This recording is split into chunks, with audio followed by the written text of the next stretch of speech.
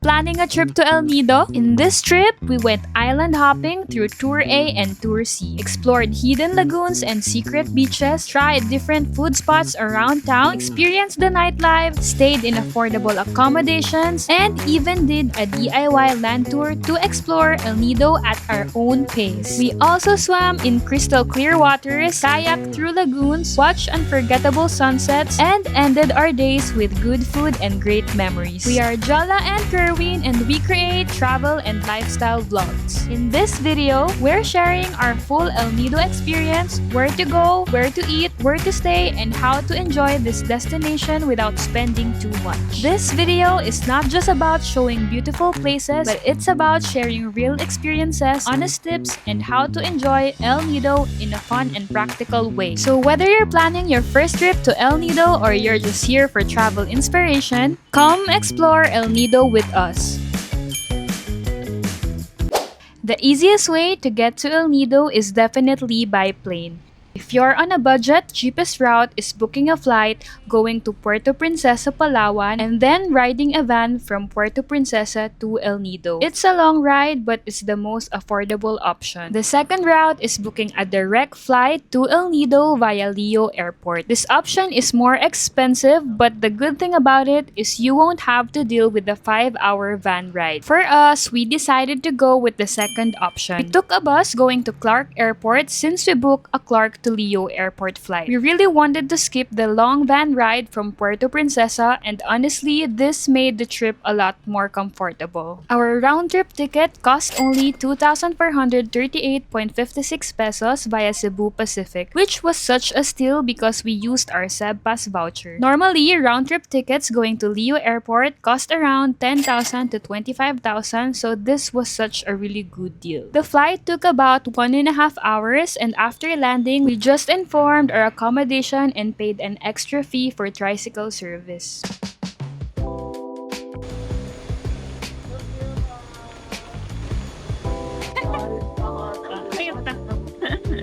The driver happily assisted us with our things, and the ride from Leo Airport to El Nido town proper took around 30 minutes. Along the way, you already start seeing the greenery and limestone cliffs, which makes you feel like you have really arrived in El Nido. By the way, we booked our stay at Beehive, and we were actually really happy with this place. Since it was still too early to check in, we had lunch first at Inasal Eats. We tried this place before in Coron, and their chicken inasal was still really good. After lunch, we took a quick walk to the beach, and we were honestly amazed, especially by the limestone formations.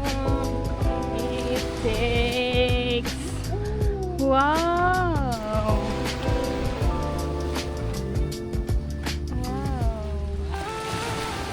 Even just walking around the streets, you can already see these massive cliffs surrounding the town. At around 2 p.m., the staff informed us that our room was ready, so we went back to Beehive to check in. We'll be staying here for 3 days, and then we'll be trying another accommodation for the remaining days of our trip. We booked this place through Agoda for only 2,000 pesos per night for 2 people, and it already includes free breakfast and coffee, which we highly recommend. And now, here's a quick room tour!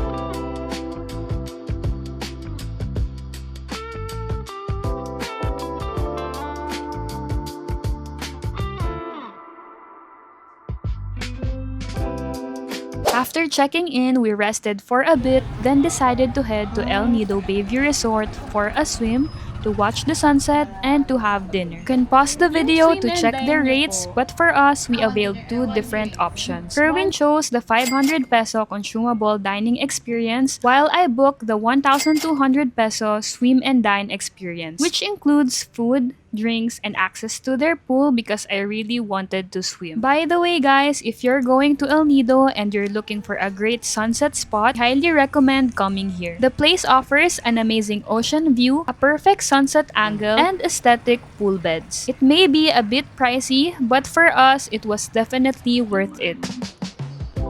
Grabe. Sobrang swerte namin kasi may sunset. After chilling by the pool, we had our dinner, and they even had a live acoustic band, which made the whole place feel more cozy. The food was great, and the overall experience was really fun.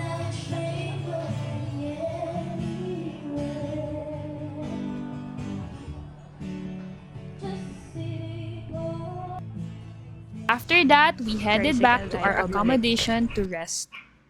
For day 2, we started our morning with breakfast at Beehive. We were honestly so happy because the servings were generous. We didn't expect it because based on our experience, when accommodations offer free breakfast, the portions are usually very small. But here, the food was filling and a really good way to start the day. And just a quick overview, our agenda for today is island hopping. We availed Tour A through our accommodation, Beehive, and here are the rates on screen. For the environmental fee, the validity is good for 5 days, which means since we'll be doing another island hopping tour tomorrow, we don't need to pay for that again. We were really happy with the tour we booked because the guides were very friendly and accommodating, and everything felt well organized. Another thing we really loved was our boat. It had a deck and we stayed there most of the time. Being on the deck gave us an amazing view of the ocean while cruising, and it made the entire island hopping experience even more enjoyable.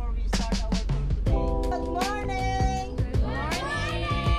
Hey, I like your energy today. After the quick briefing, we boarded the boat and officially started our Tour A experience. As soon as we left the shore, the views just kept getting better. The water was incredibly clear and the limestone cliffs around us were unreal. Originally, our first stop was supposed to be Big Lagoon. However, when we arrived, it was already very crowded. Our guides wanted to make sure that we still had a great experience, so they decided to change the order of our stops. Instead, we headed straight to Secret Lagoon, and luckily, it was just our group there at the time. Secret Lagoon. Secret Lagoon. To get inside Secret Lagoon, you'll need to swim and pass through a small opening between the rocks. It's a bit narrow, and honestly, I had a hard time passing through because there was a sea crate near the entrance. Nakita kami.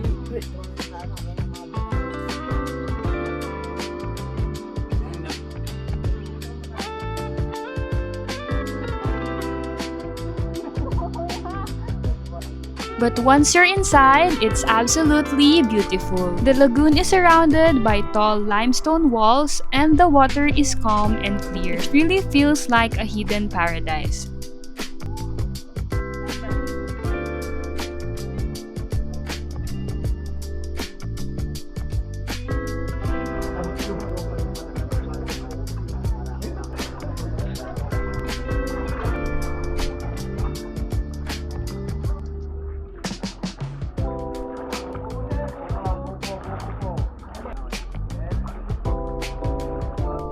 There's also a small beach beside the lagoon where you can relax, take photos, and just enjoy the peaceful atmosphere. Being there with no other groups around made the experience even more special.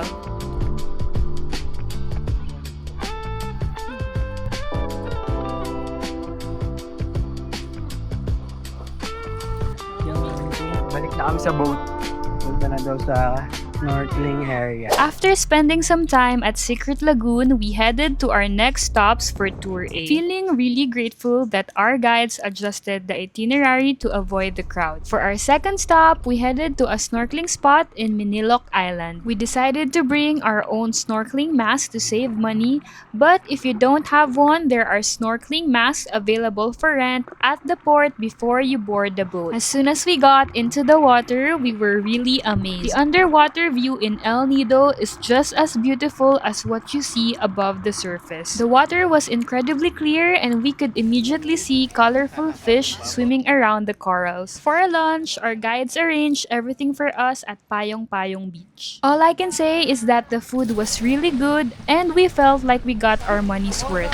There was a great variety, different kinds of meat, fish, chicken, fruits, and they even provided sealed bottled water and soft drinks. When we arrived, we noticed that we were actually the only group there and that made the whole experience feel more relaxed and exclusive. After lunch, we finally headed to Big Lagoon.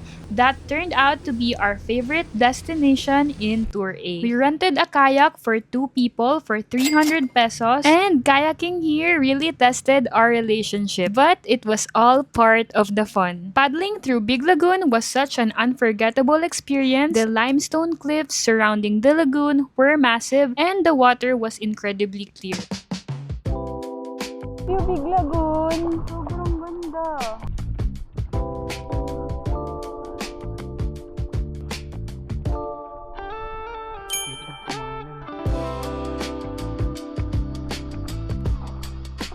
Face-to-face na kami.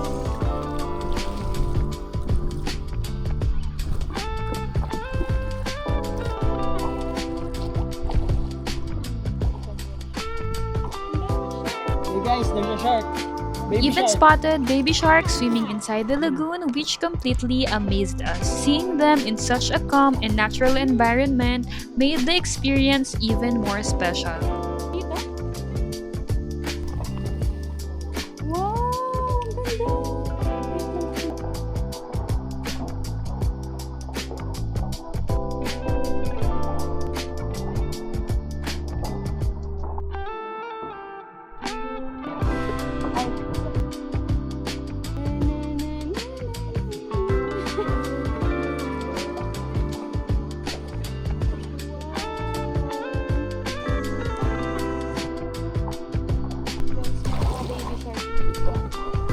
Where's the mom?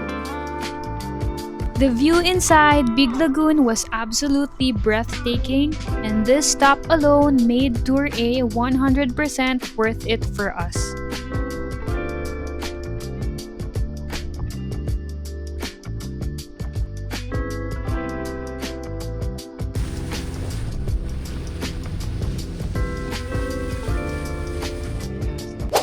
Our last stop for Tour A was Seven Commandos Beach. This beach has a very laid-back and lively vibe at the same time. For us, we mostly just chilled here, rested, swam a bit, and enjoyed the view. There are also food stalls around the beach if you want to grab snacks or drinks. They also have a volleyball area where you can easily make friends and play with both locals and foreign travelers. It's a really fun place to end the tour and just enjoy the social atmosphere.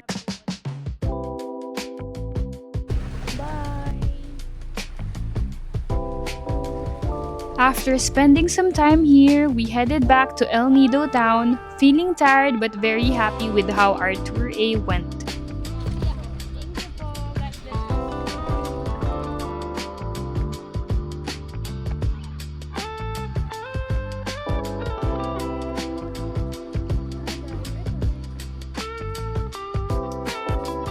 After the tour, we grabbed some snacks before heading back to our accommodation to shower and rest for a bit.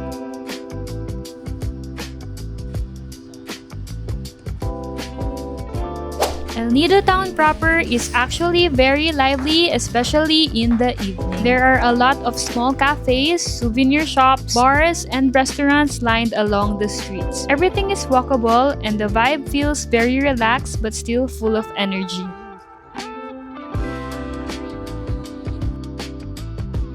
For dinner, we just explored the town while looking for a place to eat. We eventually ended up at Big Mama's, a beachfront restaurant that serves Filipino food. It was nice having dinner right by the beach with the sound of the waves and the cool night breeze. The food was comforting and it was the perfect way to end a long day.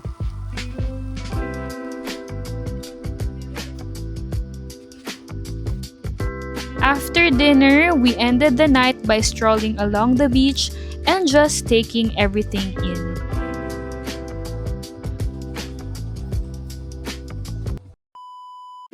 For day 3, we started our morning with breakfast at our accommodation, and this is what we got. It was a great way to start the day and gave us enough energy for another island hopping adventure. Just a quick overview. For today, we availed Tour C, which cost 1,600 pesos per person. We were really excited because we were curious if our boat would still have a deck, and thankfully, it did. We also saw familiar faces from our previous tour guides, which instantly made us feel more comfortable. The energy was good right from the start, and we knew it was going to be another great day. Siguro pagpaayos lahat na yan.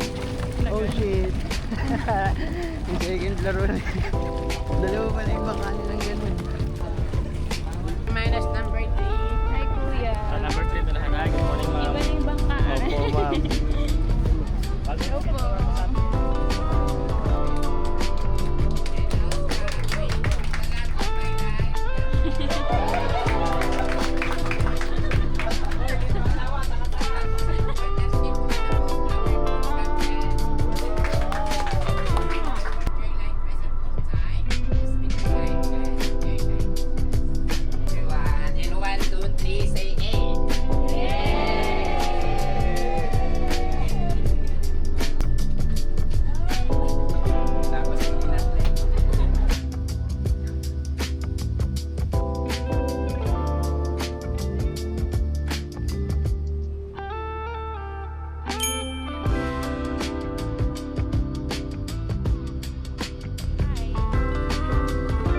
Originally, our first destination was supposed to be Secret Beach. However, because the currents were strong that day, our guides decided to change the plan for everyone's safety. Instead, they brought us to Cadlao Lagoon, which is usually part of Tour D. So Secret Beach is located on the west part. It's an open sea. So as of now, we have a strong wind coming from the west or south, or we called it southwest monsoon or habagat here in the Philippines. So the main entrance of the Secret Beach is located on the west part. So it's kind of risky to go there, and I don't want you to be part of the stories here in the As soon as we arrived at Cadlao Lagoon, we could already tell how calm and peaceful it was. The water was clear, and the towering limestone cliffs surrounding the lagoon made the place feel very serene. We rented a kayak again for 300 pesos and took our time exploring the lagoon. Cadlao Lagoon felt different because it was quieter, less crowded, and more relaxed. Paddling through the lagoon at our own pace allowed us to fully enjoy the views and just be present in the moment. This unexpected stop turned out to be a really beautiful experience and a great way to start our tour C. And one thing that really stood out about Cadlao Lagoon is that it actually has small beaches inside the lagoon. You can kayak your way to the shorelines, stop for a bit, and just relax. These inner beaches are perfect if you want a quiet break. You can rest, take photos, swim, or simply enjoy the view away from the crowds. And for our second destination, we headed to Helicopter Island. Lalim pala.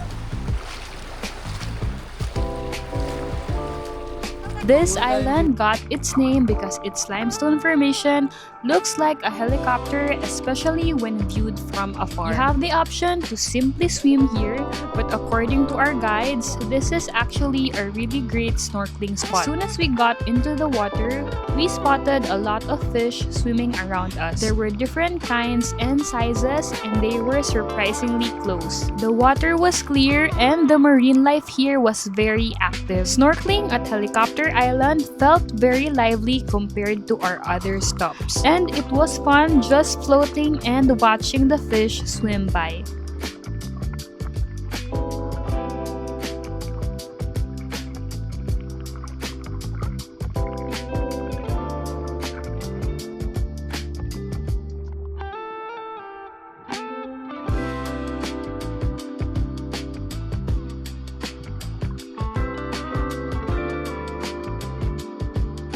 This stop was definitely a highlight for snorkeling lovers and a refreshing part of our Tour C experience.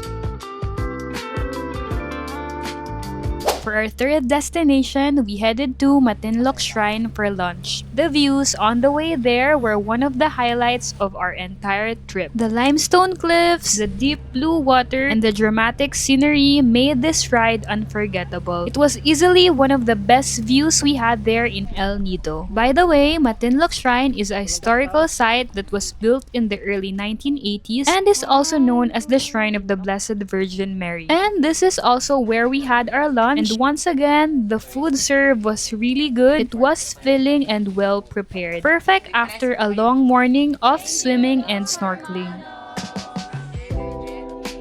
Everyone, don't use the spoon and fork to the other dishes, because aside from food poisoning, we need to reheat that one for tomorrow.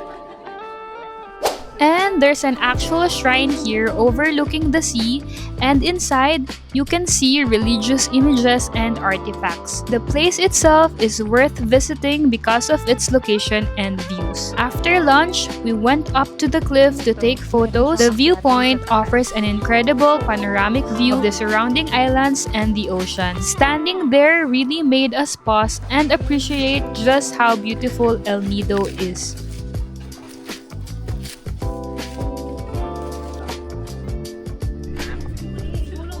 Okay kayo, pasar.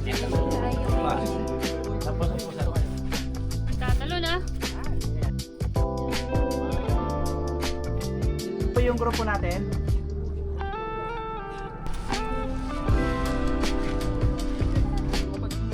Thank you.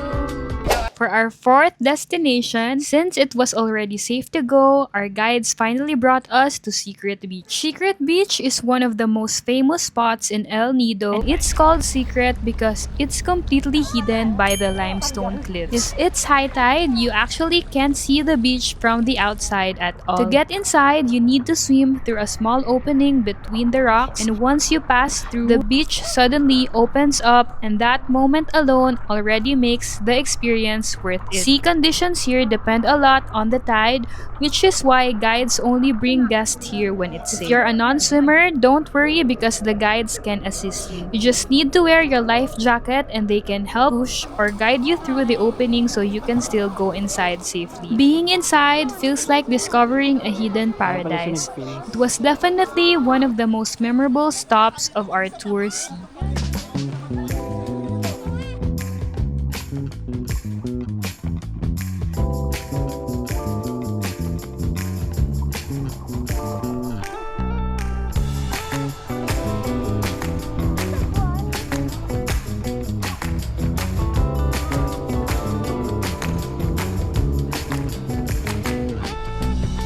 For our last stop, we headed to Hidden Beach. Hidden Beach is another one of El Nido's iconic destinations. Just like its name, it's tucked behind limestone cliffs and can't be seen right away from the open sea. To get to the beach, you'll need to swim for about 3 to 5 minutes around the rocks to reach the entrance. And again, if you're a non-swimmer, the guides can assist you. You just need to wear your life jacket and they'll help you to get there safely. For us, we wore our snorkeling masks and enjoyed the underwater beauty while swimming our way to the beach. The water was clear and we could already see fish and corals even before reaching the shore. By the way, I actually visited this beach 7 years ago and it became my favorite beach in the Philippines. That's why I was really excited to finally return. The beach itself is a small, peaceful cove with powdery white sand, calm waters, and limestone walls surrounding it. Fun fact, Hidden Beach was also one of the filming locations for Survivor Philippines, which really highlights how raw and untouched this place is.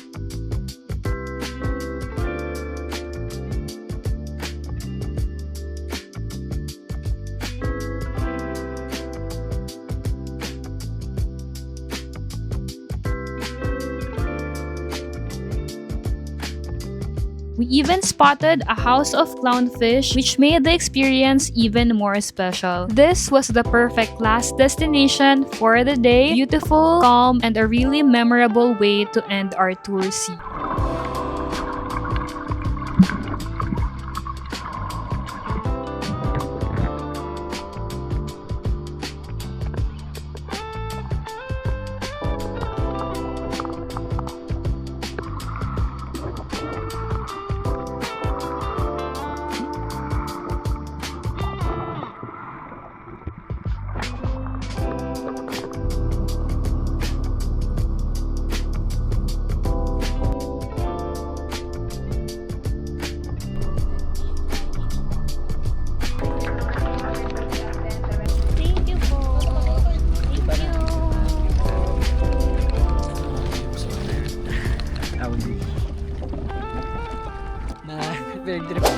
Before heading back to our accommodation, we walk around El Nido town proper to look for motorbike rentals, since we'll be exploring El Nido on our own for the next few days. There are a lot of rental shops around town and it's pretty easy to find one. Most of them offer daily rentals, which makes getting around El Nido really convenient. Motor. Depende rin sa motor. Okay.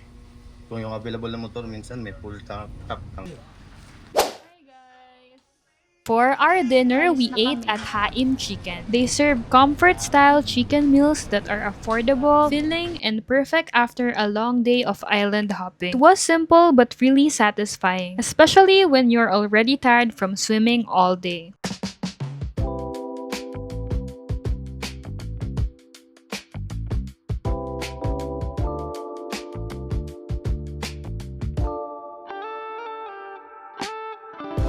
After dinner, we just explored El Nido's nightlife. We tried several bars that had billiards and live acoustic bands, and we really enjoyed it. The atmosphere was relaxed and fun, not too crowded but still lively. We also transferred to a few other bars just to experience the different vibes. It was a fun way to end the night before heading back to rest.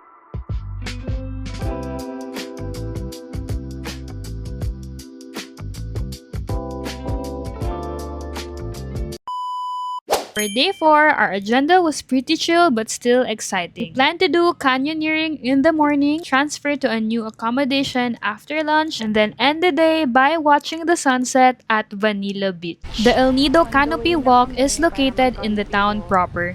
You can easily ride a tricycle to get there, but for us, we decided to just walk since it was only about 8 to 10 minutes away. We availed the regular canopy walk for 400 pesos per person. The option with the dream catcher wasn't available at the time because it was under maintenance, but that one usually cost around 700 pesos.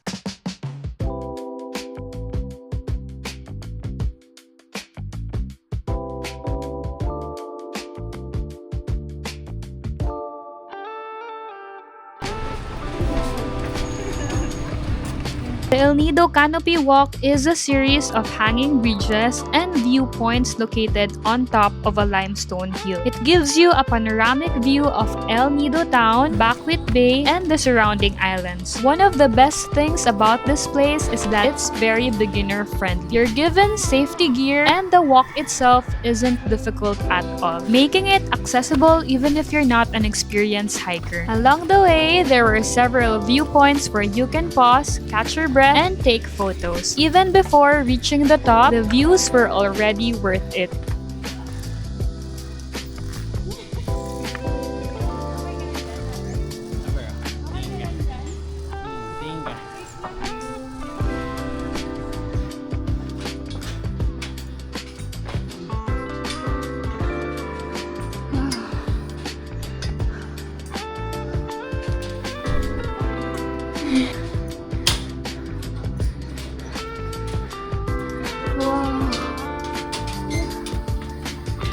Approximately, we spent around 10 to 15 minutes going up. And once we reached the top, we were rewarded with a panoramic view of El Nido. It's a 360-degree view of the bay and limestone cliffs, and it's one of the best viewpoints you can visit in El Nido without having to do a long trek. It's a quick activity, but definitely worth it if you want a different perspective of El Nido.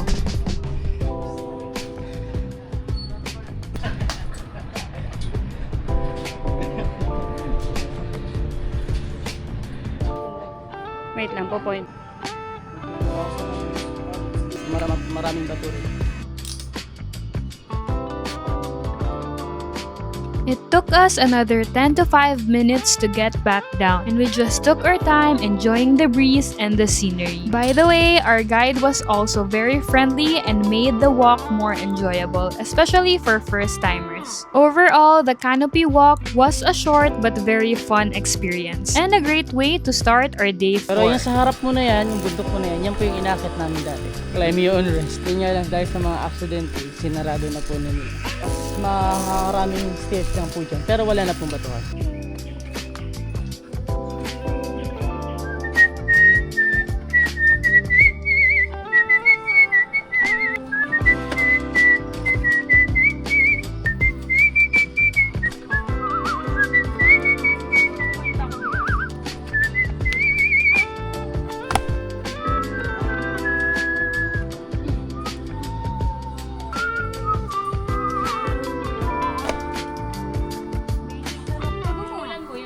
Open pa rin madam eh. Depende po pa rin sa guest. Tina. Dali lang siya. Guys. May ganun ang photo. After the canopy walk, we decided to avail the photos taken by their photographer because we really loved how the shots turned out. Thank you po. Ay, sorry lang po. Thank you. Ganda. Nalagay lang kasi namin to sa ref. Eto yan siya. Thank you po. Cafe Tina.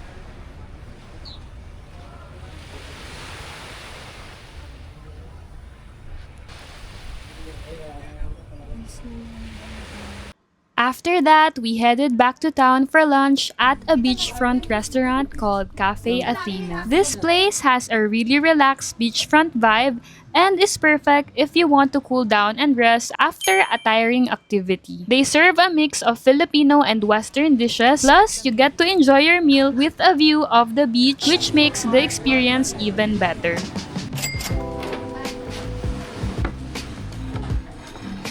And as a little reward for surviving the canopy walk, we grabbed dessert at Gusto Gelato. It was refreshing and honestly the perfect treat after all that walking. After lunch, we checked out of Beehive and transferred to a new accommodation outside the town proper. We stayed at Maya Hostel located in Korong Korong.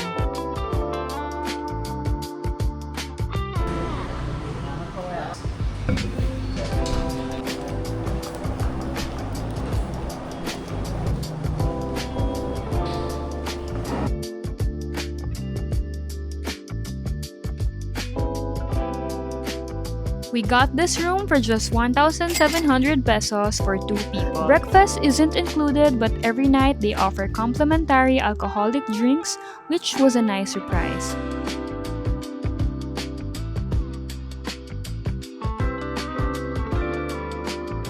Plus, they also have a pool with a scenic view, making it a great place to relax and unwind after a full day of activities. Sa taas pa pala, no?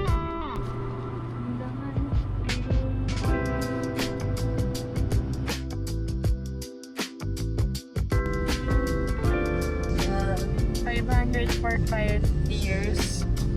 300 pesos buy one get.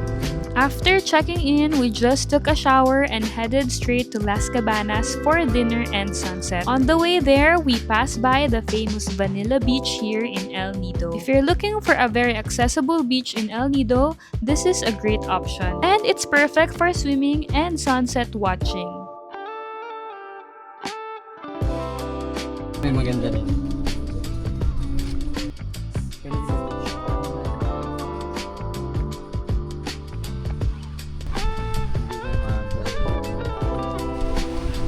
Oh, may jellyfish season ata ngayon. Right beside Vanilla Beach is Maramegmeg Beach, which is also very popular here, especially during sunset.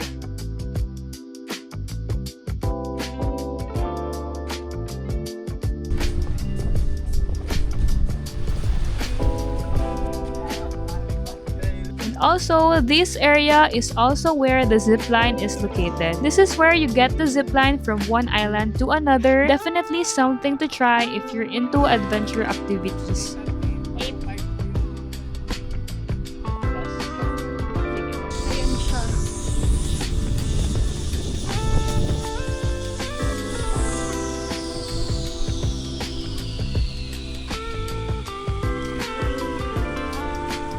As soon as we arrive at Las Cabanas, we just looked for a good spot for sunset and ordered our food for dinner. We just sat back, enjoyed the view, watched the sky change colors, and relax after a long but fulfilling day.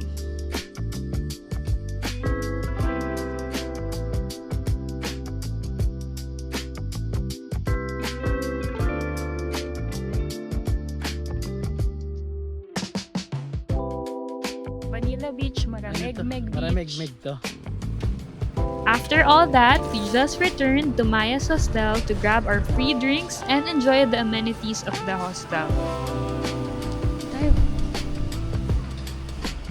We spent the night drinking while playing games and trying out their karaoke and air hockey. Ito, may libre silang alcoholic drinks. Tapos, pwede kayong mag-ano dito.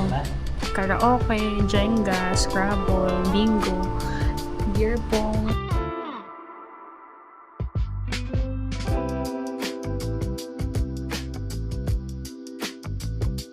It was the perfect way to end day 4, relaxed, fun, and full of good memories. For day 5, this is our last full day in El Nido. Just an overview, we rented a motorcycle for 500 pesos to explore some of El Nido's beaches by land. Today, we're heading to Nacpan Beach and Dio Beach. And later on, you'll also see the relaxing view from the pool of our hotel.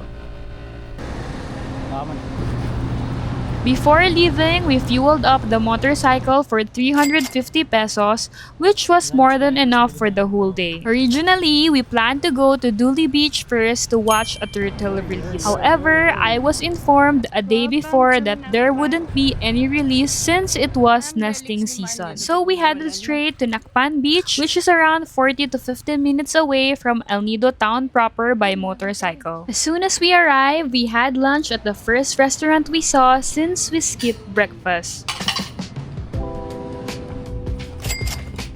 Order kaya ako fresh buko. Yun kuya.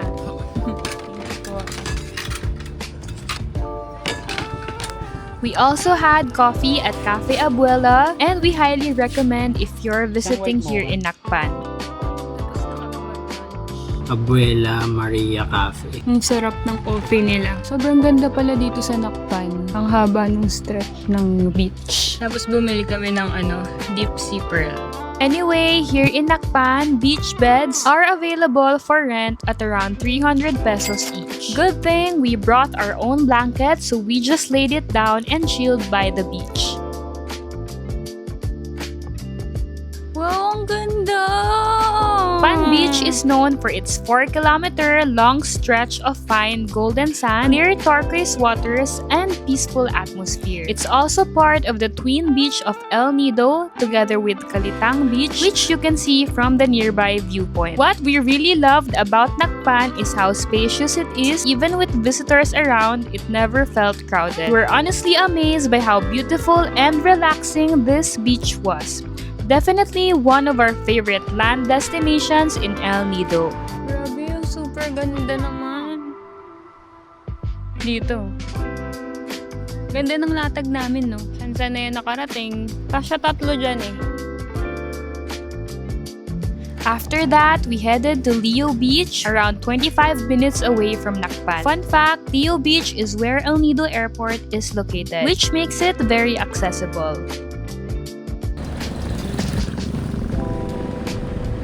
Oo, nakalagay dito.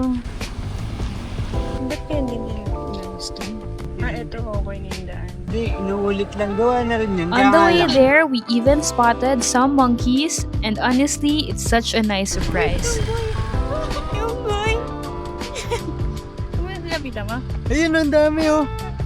Parking here is also free, which we really appreciate. There are a lot of restaurants and cafes in the area, so it's a great place to stop, eat, and just relax. Oh, diba? Dito may One thing we loved about Leo Beach is that the beach beds are free to use. This beach is very peaceful, and despite being near the airport, it didn't feel crowded at all. There's also a boardwalk where you can stroll around and enjoy the scenery. And if you're lucky, you can even spot planes taking off and landing.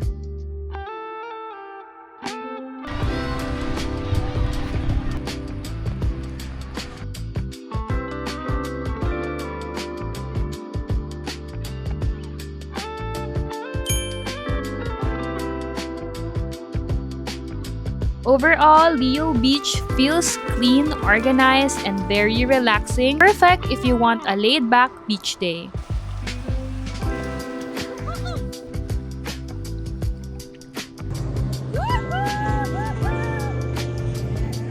For merienda, we just grabbed some snacks here in Leo since we were planning to swim at our hotel after.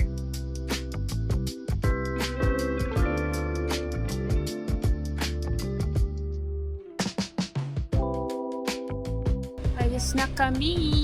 Ano yung unggoy, umulan. Oo, By the way, I really enjoyed swimming here at our hotel, and as you can see, we were literally the only ones here. And that made the experience even more relaxing and special. From the pool, you can see El Nido's landscape, the beach, the ocean, and the limestone cliffs all in one view. It was so peaceful and honestly the perfect way to spend our last full day here in El Nido.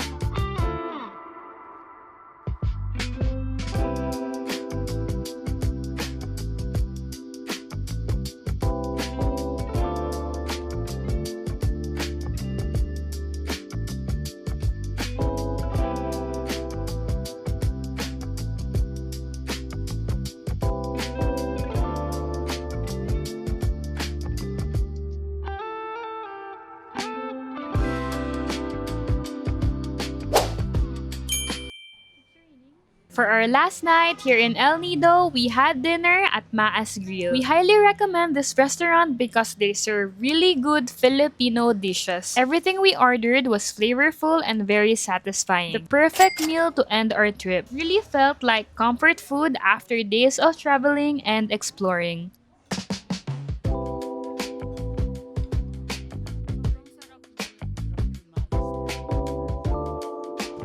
And of course, we couldn't end the night without grabbing dessert after dinner. We also got falafels for takeout since we haven't tried them before, and it was actually really good. We just enjoyed our last night in El Nido, soaking everything in before calling it a day. And we returned to our accommodation a bit early since we needed to pack and prepare for our return flight the next day. Hi guys! It's day 6 here in El Nido. Paalis na kami.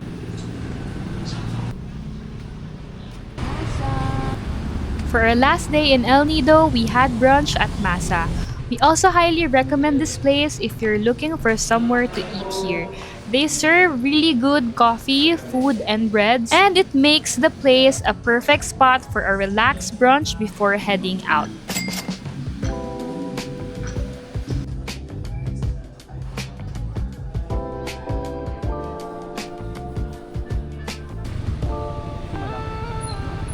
After that, we stopped by to buy some souvenirs before heading to Korong Korong Beach since we hadn't seen it yet. Just an observation, the cellular signal is weaker in most areas here in Korong Korong compared to El Nido town proper. To give you an idea, Korong Korong is only about 5 to 10 minutes away from the town proper. There are also a lot of accommodations here, making it a good option if you want to stay slightly outside the busy town area. And according to the locals, this beach also serves as a port for island hopping tours, and it's very interesting to learn. Ano siya, mabato. Masukal yan, masukal siya. Singapore.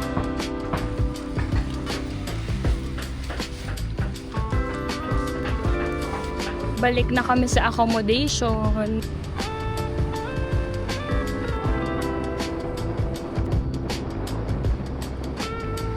After strolling around, we went back to prepare for our checkout. We just rode a tricycle for 300 pesos going to Leo Airport, and just like that, our El Nido trip came to an end. Thank you.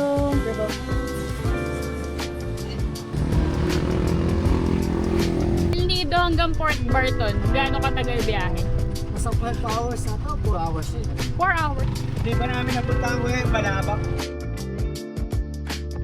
After checking in for our flight at Leo Airport, we honestly appreciated how small, calm, and organized it is. It's very different from busy airports, quick check-in, minimal crowd, and such a relaxed vibe, and it was a nice way to end the trip. And by the way, if you want to watch our full raw vlog in El Nido, it's already uploaded on our channel. Feel free to check it out. And that wraps up our El Nido trip. From island hopping and hidden beaches to sunsets, road trips, and slow mornings, this place truly gave us memories we'll never forget. El Nido will always be special to us, not just because of how beautiful it is, but because of the experiences we shared here. Thank you so much for watching and coming with us on this journey. See you on our next adventure. Bye!